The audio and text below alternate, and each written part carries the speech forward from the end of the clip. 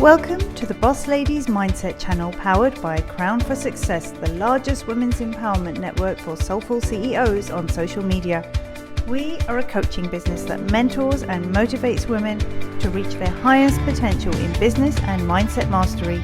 Each one of our episodes will share valuable tips, resources, interviews, and empowering information that will help boss ladies design a life and business they're crazy as fuck about. Hello and welcome to this episode of Soulful Selling Sundays. I am your host, Kristi Freeman, Vice President of Sales for Crown for Success and Boss Ladies Mindset. Today, I want to talk a little bit about, ways that you could break the ice and ease up, your cold calls and your cold messaging.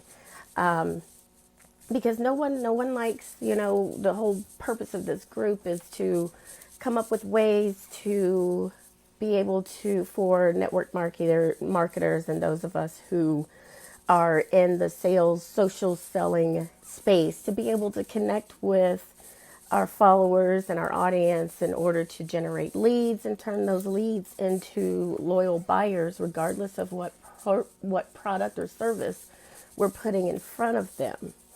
And, breaking the ice is something that's usually pretty difficult for most people, but for me, it's always been extremely easy.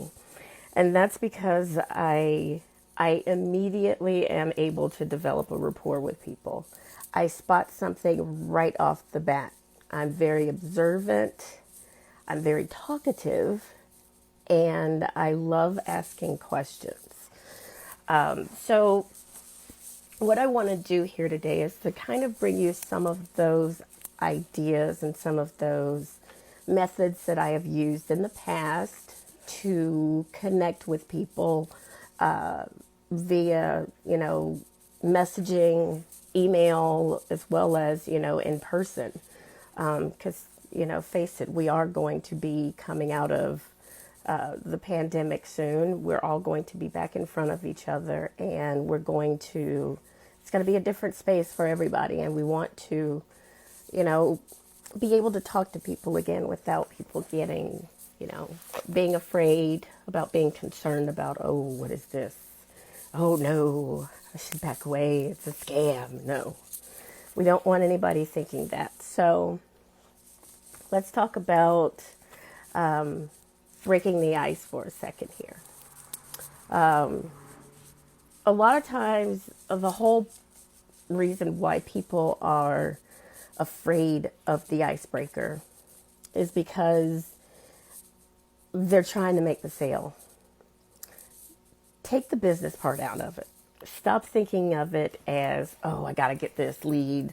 I got to get this person signed up for my program. They have to buy from me. I have to make, I've got to get this commission. I've got to hit my numbers. I've got to get myself promoted. Take all of that out of it. That's the least of your concerns. The first thing and the only thing you need to be thinking of when you're breaking the ice is, how can I get this person to talk to me? And that's it. That's all you want to do. Take the pressure off of yourself, off of the process, off of, whatever team that you have that you're trying to, build. Take the pressure off. Just forget that it's business and think of it as just fun. I mean, you can practice on anybody. Just practice on the people in your home. Practice on, your neighbors. Do it in this group. Do it with anybody. Do it with me. Just break the ice. Say, and it's perfectly fine to talk about, the weather. Small talk is only small if it leads to nothing. That's it. Plain and simple.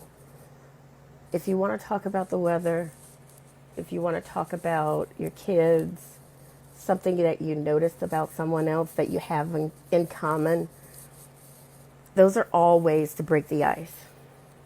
In social media, some of the Some of the more obvious ways of breaking the ice, if somebody follows you on social media, send them a thank you.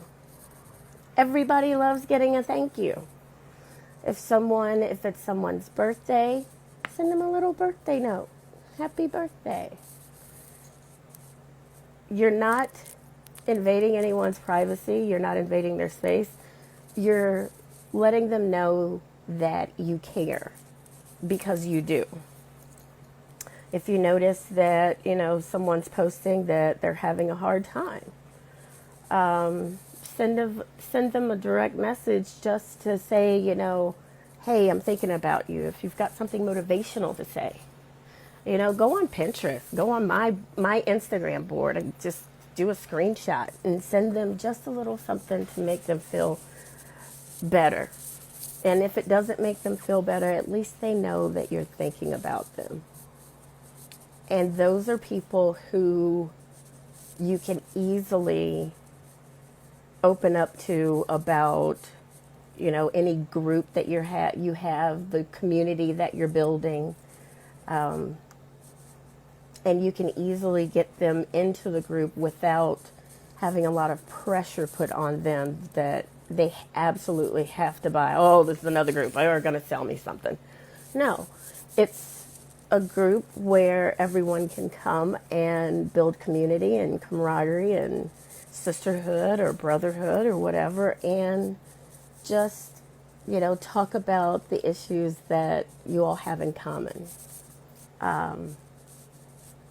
So don't put a lot of emphasis on the business side of things when you're trying to build rapport with someone. That's not a good way to go, and all it does is create tension. Some of my favorite ways, questions to ask to help, break the ice and find that common ground that you have with someone. What town are you from? Like here in Cincinnati, Ohio, it's always, what high school did you go to? I'm like, oh, Lord. I'm from Atlanta, Georgia. That ain't the question we ask. I actually, you know what? I haven't been home in so long. I don't know what question they ask now. But in here in Cincinnati, it's what high school did you go to?